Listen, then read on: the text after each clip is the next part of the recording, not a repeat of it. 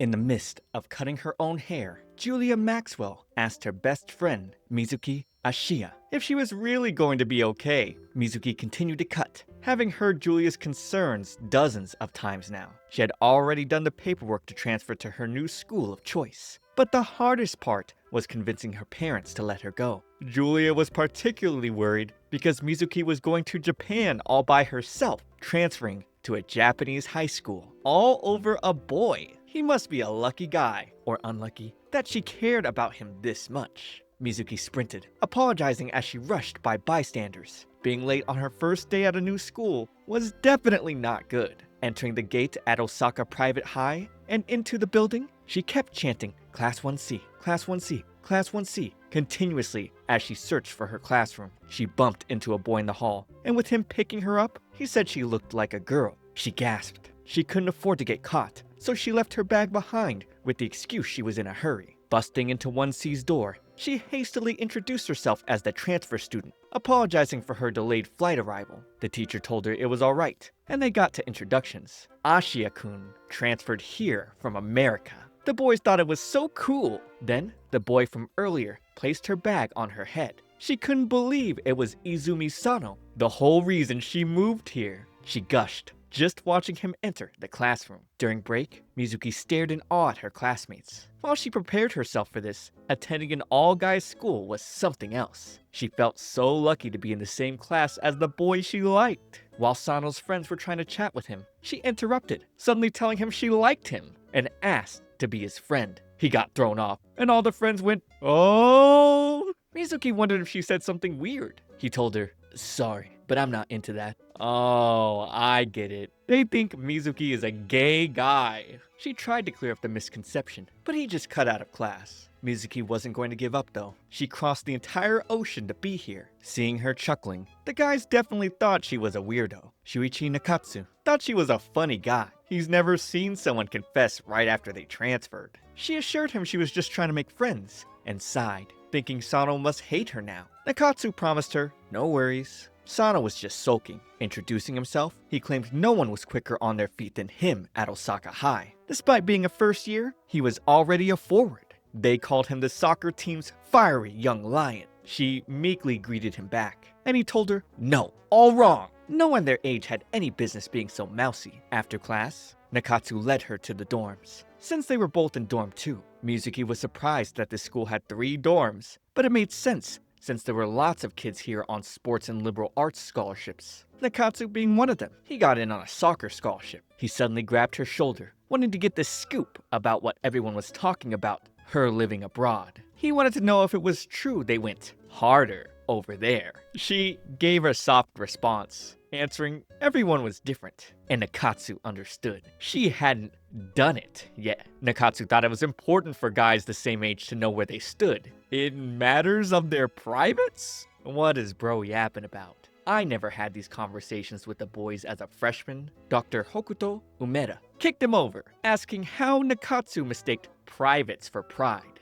Nakatsu referred to him as Dr. Sadist. Umeda was greeted by Mizuki, and he'd heard of the new student from the States. He made a somewhat quizzical observation of her, and simply walked away, telling her to visit the infirmary should she need anything. At the dorms, Mizuki spotted Sano's mailbox. Lucky again, she thought, but then realized she was sharing a room with him. Nakatsu thought Sano was greedy, having had a room all to himself all this time. But now he was sulking because he didn't want to move his stuff, having to split the room in half. Nakatsu tried assuring her she'd get used to rooming quickly. Taiki agreed, scaring Nakatsu from behind. He was Nakatsu's roommate. Surprisingly, Taiki already knew Mizuki's name. With him staring for a while, she asked what was wrong, and he told her nothing, and just walked away. Continuing her tour, Mizuki got jumped on by a dog. Yujiro's owner apologized, and Nakatsu thought it was a bit weird. Yujiro was only nice to girls. Mizuki wondered if she'd been found out. However, Nakatsu was none the wiser, saying, based off her face alone, if she told him she was a girl, he'd believe her. But since she had no boobs, he just laughed it off. She was glad her cover wasn't blown, but not thrilled about the chest touching. Finally making it to her room, Sano seemed reluctant to talk to her. She promised that what she said this morning was just a turn of phrase. She really did want to be friends, and looked up to him as a high jumper for a long time.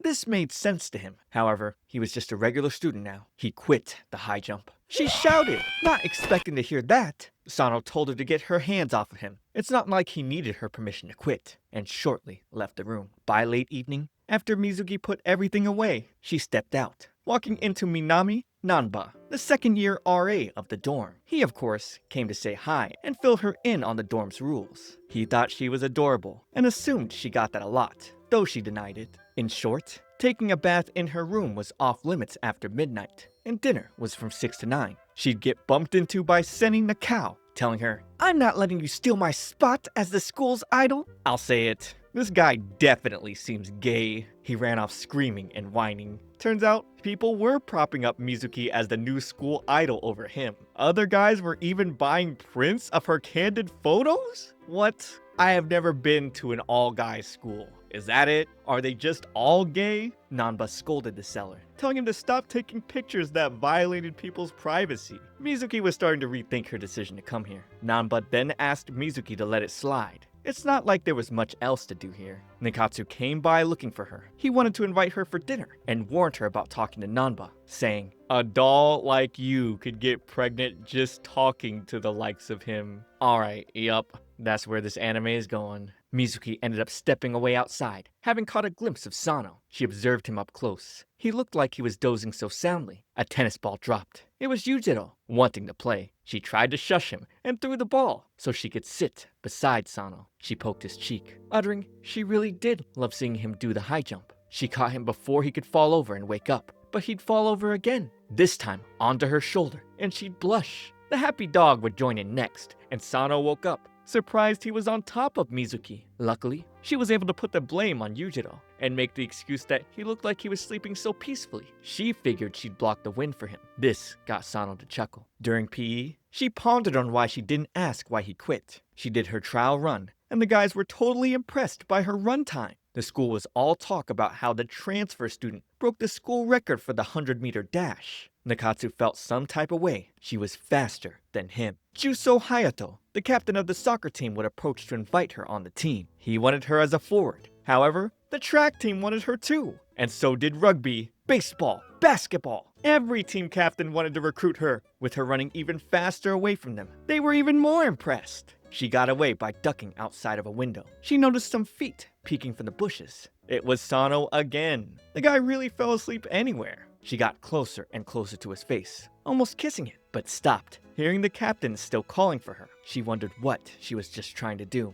Sano woke up from all the racket, spotting Mizuki, and then the captain asking if he'd seen her. Sano told him the building elsewhere, but turning back over, Mizuki was already gone. She ran away because she couldn't look him in the eye. Nikatsu would call over to her to play with him. Simple rules. If she could make even one shot in the goal behind him, she won. She was reluctant at first, but took on his challenge, only to get knocked over and knocked out by him. Sano told Nikatsu to go get the doctor, and when he picked her up, he took notice of something. She'd wake up in the infirmary, where shortly, Sano would take Nikatsu out, and Dr. Umeda closed in on her, asking what a girl like her was doing at their school. Because he found out you didn't like the video and subscribe to my channel. Here, on My Shoujo Weekly, I'm covering all the newest anime in the shoujo genre. Looking for more? Check out my completed series playlist on the main channel. There's tons and tons of hour-plus long content that you can play and keep the bad thoughts away. So come on, hit that subscribe and I'll be your guy. While visiting her grandma in middle school, the TV blared as the announcer introduced the only first-year middle school student favored to win the high jump, Izumi Sano. Mizuki at first thought he wouldn't be so impressive, but she went flush. It turned out to be the first time she saw beauty in the way someone jumped. Turning back to the present, she had no idea what to do getting caught. Sano saved her by coming back into the room with her bag. Either way, the doctor was looking forward to their next meeting. Heading back, she started thinking about how someone must have carried her. Sano came to mind, making her blush, but she assured herself it was nothing romantic. Back inside her room, she noticed Sano was already knocked out. She began to contemplate on how to deal with the doctor. Whilst Sano was thinking about the moment he picked her up, he had no doubts, wondering if he really was the only one who's noticed. He couldn't make sense of it. On their way to class in the morning, Mizuki and Nakatsu noticed guys crowding around the bulletin outside. Mizuki jolted back, seeing a photo of Sano on top of her, with the headline, "Breaking! The new transfer student's a dangerous pretty boy." Seems like the usual photo guy was up to his usual antics. Sano quickly tore it down and tossed it into the trash. He scolded Wataru, telling him the next time he tried to pull some crap like that, he'd pay. Mizuki observed the whole scene, and Wataru seething after. She socked him in the face,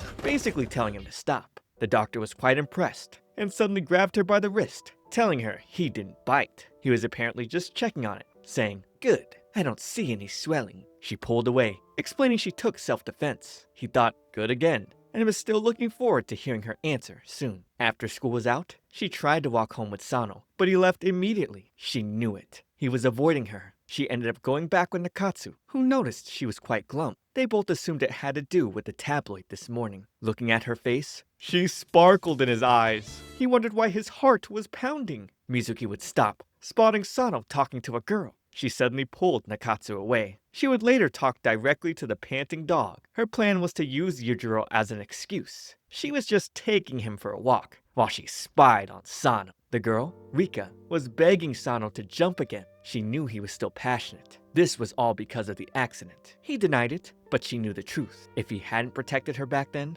that never would have happened to him. But he told her his leg was already fully healed, and that had nothing to do with it. Quitting the high jump was his decision. Yujiro suddenly barked and dragged Mizuki out in an embarrassing fashion. She went, "Gosh, Yujiro's been insisting on taking the strangest routes on these walks. He's such a handful. Goodbye." She had a somewhat sad look shortly after. She thought the two seemed like a couple. She had no idea he had gotten into an accident. She felt like she didn't know enough. She wanted to learn more about Sano. And he, of course, appeared overhead. Walking back together to get dinner, she nervously asked about the girl from before. She told him she was really cute. Rika was just a girl he knew from middle school though. Mizuki was surprised to see that, despite Yujiro not liking guys, he liked Sano. It made sense though, since he's the one who found him. It was just after Sano moved into the dorm half a year ago. The animal shelter was trying to cart away this puppy. Two men were forcibly dragging it along, but he kept digging his paws. Before Sano knew it, he had Yujiro in his arms and was begging the janitor to keep him. Yujiro had been living with the woman and her daughter, but the woman's new husband didn't like dogs. Bruh.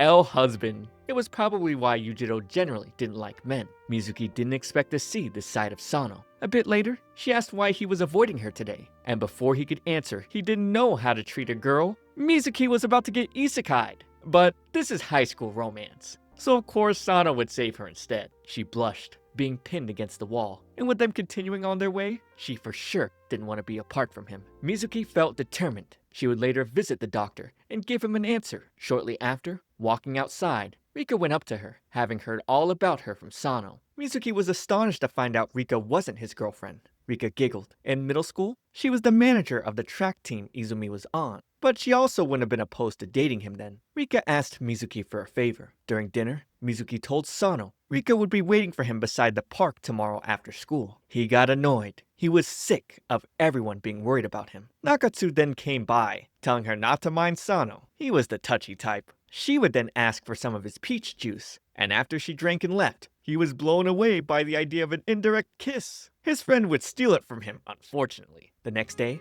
Mizuki would find Sano staring at the high jumpers while taking Yujiro on a walk. She felt relieved. Sano told her he did end up chatting with Rika. Mizuki realized he didn't hate the high jump at all. While Mizuki showered that night, she thought back to where she told the doctor she came to this school because of a high jumper who inspired her to start track. She really grew to love it. She dreamed of doing the high jump with him one day, and didn't care if Umeda bullied her. She wasn't going to drop out, no matter what. The doctor seemed bored, however, and told her if she was trying to get somewhere by seducing him, he would have expelled her in an instant. He told her to do whatever she wanted. She suddenly hugged him from behind, and he was ambivalent, thinking women were so annoying. She asked how he figured it out, but of course, she wasn't going to fool a doctor. Also, he's gay. Sano would suddenly walk in on her finishing her shower. He had her give him his watch, and wondered why she didn't just close the curtain, but she thought it was fine, since he only saw her back.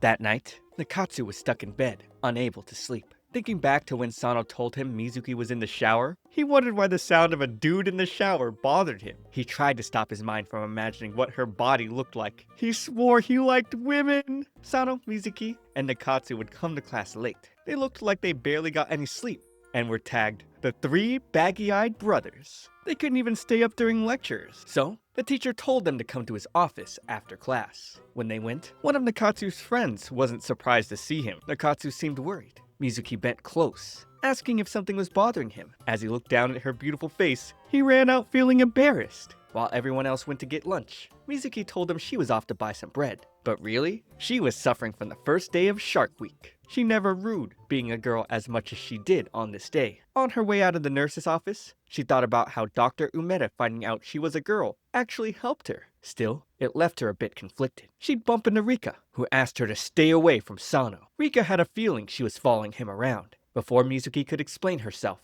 Rika shot at her. "You don't know anything!" This Sano, who quit high jump, who couldn't win. This wasn't him, but Mizuki told her she was the clueless one. Just because Sano wasn't jumping didn't mean he was worthless. She didn't care for his fancy titles. She just loved seeing the way he jumped. Enraged by her words, Rika was about to hit Mizuki. That's when Sano would show up, stopping her. Rika claimed she was doing this all for him, but when did he ever ask her for that? The reason he couldn't jump was that he choked under pressure, and she knew this well. He told her to never come back here, then stormed off with Mizuki. Mizuki pulled away, scolding him for talking to Rika like that. But at this point, he didn't care anymore. On her way to her room, she'd collect a package waiting for her. Noe and Sakemi saw her with the box, and immediately reminded her they were buddies. These two guys just want to share of whatever was in it. Shortly after, she'd seen Nakatsu pacing in front of her door. He turned his back to her while telling her that he wanted to share some sweets his mom brought. Seeing how Mizuki's eyes lit up, Nakatsu thought she was so cute. Entering her room, she opened her box, which was filled with all kinds of snacks. Sakemi and Noe would help themselves to the ones they wanted. Luckily, there wasn't anything incriminating inside. While looking through the rest of the box, a photo of Julia dropped. Nakatsu assumed she was Mizuki's girlfriend, but he'd be relieved to hear they were just best friends. There was something else wrapped tightly with a letter attached to it. Reading the letter, she got a bad feeling about this. But before she could stop the boys, they tore the package open, revealing a dress. She played it off, claiming it was a silly joke from her brother. Sano then walked in, dropping his bag on the table and ignoring Mizuki. He'd quickly leave to take Yujiro on a walk. After a call with Julia cheering her up, Mizuki was determined to fix things with Sano. As soon as he got back, she tried to spark up conversation, but he barely replied to her before completely ignoring her again. She wouldn't let up though. She'd keep trying to talk to him at any chance she got. It had been 5 days since their fight. She tried everything, but nothing was working. Slowly, she was starting to lose hope. When Sano got back to the room, she tried striking her conversation again, but all she got were dry answers. Mizuki explained that this reminded her of newlyweds fighting. Sano was fed up. Pinning her back against the wall, he asked her if she knew why he even spoke to Rika like that. Did she ever think anything through? He then stormed out of the room. Nakatsu was thinking about how jealous he'd been when Sano walked past him. Sensing something wrong, he rushed into the room to meet Mizuki. Unable to hold it in any longer, Mizuki broke down in front of him, tears flowing endlessly. Nakatsu wanted to hold her, but he couldn't. So, he'd pat her head, telling her to let it all out. At the same time, Sano didn't get how he was the only one getting so worked up about this. Everything was so messed up. Getting back to the room, he saw Nakatsu's shoes at the front of the door and turned back immediately. The next day, Mizuki's eyes were so swollen that she couldn't get out of bed early, thanks to all the crying. Nanba approached her from behind, and seeing her red eyes, he offered to hear her out. Nakatsu would confront Sano on the rooftop, asking how he felt about Mizuki, so far as it meant she wouldn't cry like that again. Nakatsu didn't mind becoming gay. Bro is so desperate to find an excuse. Buddy, if you want to be gay, just be gay. Sano told him to stop butting in on what he didn't understand. He caught a glimpse of Mizuki and Nanba, so he bolted off to save her from that womanizer. But when he got down, they were nowhere to be found. Wataru knew where they were, but only wanted to spill it in the photos he'd release tomorrow. But under the pressure of Sano's threats, he confessed the two had gone to the student council room. Rushing off, Sano wondered why he was so bothered in the first place. Getting to the council room, he'd find Mizuki and Nanba having coffee. As Nanba stepped out, he warned Sano to stop bullying their idol. Sano would then explain to Mizuki why he quit jumping. The district qualifiers were a special meet. Doing well there earned you a recommendation to a famous track and field school. In middle school, he thought it was his last chance. But one night, he'd save Rika from getting isekai'd. If he had really tried, he might have been able to avoid that. But he hesitated for a moment, which was the reason he choked under pressure. However, Sano's mindset had changed. He wanted to try jumping again. He wasn't about to let himself live with regret a second time. Mizuki was so happy that he told her this. She ended up crying like a baby. He'd pull her close, comforting her. Mizuki blushed hard. Then, she asked what made him change his mind. He thought it was best to try and take it seriously. This made her question if he wasn't trying his best at jumping before. He'd walk away at the sound of the bell, thinking she was so dense. You know, at first, I actually thought this was going to be generic and boring. But there's something classic about the humor in this I really like. I'm definitely enjoying it. Subscribe to keep up with next week's part. But for now, watch this next video. It's me, ComfyTea. I'll see you all in the next one.